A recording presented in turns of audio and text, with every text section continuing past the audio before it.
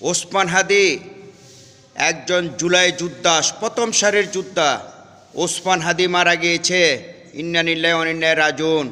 এক ওসমান মারা গেছে, লক্ষ ওসমান বাংলার মাটিতে জন্ম দিয়ে গেছে এই ওসমান।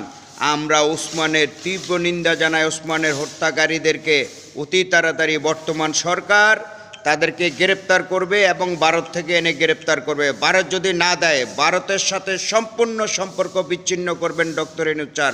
এটাই আমাদের দেশবাসীর আহ্বান, দেশবাসীর প্রত্যাশা।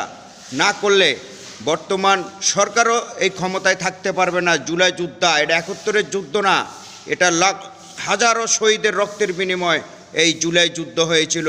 স্বাধীনতা পেয়েছিলাম আমরা, গণতন্ত্রের মুক্তি করেছিলাম আমরা, স্বাধীন করেছিলাম এই জুলাই যোদ্ধারা মিলে, সাধারণ ছাত্র জনতা, সাধারণ মানুষ মিলে।